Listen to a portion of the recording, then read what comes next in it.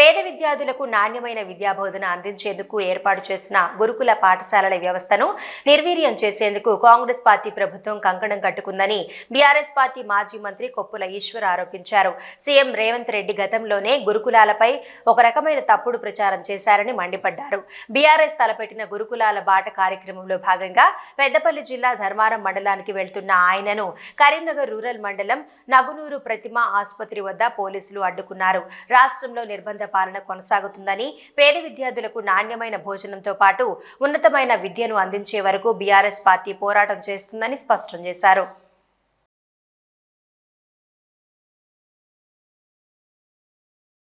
పాఠశాల వ్యవస్థనే సర్వనాశనం చేయడం కోసం కంకణం కట్టుకున్నటువంటి ప్రభుత్వం రేవంత్ రెడ్డి ప్రభుత్వం. ఎందుకంటే ఆయన నోటి నుంచే మాట్లాడిన అధికారంలోకి వచ్చిన కొద్ది రోజులకే ఈ గురుకుల పాఠశాల వ్యవస్థ వల్ల తల్లిదండ్రులకు పిల్లలకు మధ్య ఒక ఎడబాటు ఏర్పడతా ఉంది. దీంతో ప్రేమానురాగాలు కొరబడుతున్నాయని ఒక ఫాల్స్ స్టేట్మెంట్ ఇచ్చి మనం ఖచ్చితంగా చూసాం. సందర్భంగా అడుగుతున్నా, 10 సంవత్సరాల పాలనలో కేసీఆర్ గారి పాలనలో ఇటువంటి కంప్లైంట్ వచ్చిందా? ఎక్కడైనా విద్యార్థులు ఇట్లా ఇబ్బంది పడ్డరా? ఒక్క విద్యార్థి అన్న మరణించినటువంటి సంఘటనలు ఉన్నాయా?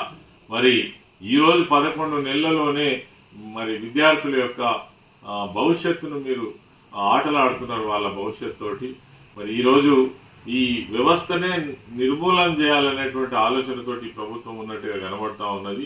రాజకీయాల కోసం కాదు, పిల్లల భవిష్యత్తు కోసం ఆలోచించి వాళ్ళకి కావాల్సినటువంటి బడ్జెట్స్ ఇమ్మీడియట్గా రిలీజ్ చేసి వాళ్ళ డైట్ ఛార్జెస్ వెంటనే పెంచి అక్కడ ఉన్నటువంటి మరి ఆ ఫుడ్ నియమాలన్నిటి కూడా మరి వెంటనే సవరించి వారి సంపాదన పైన ఉన్నటువంటి వ్యవస్థ ఈనాడు విద్యార్థుల పట్ల లేదు.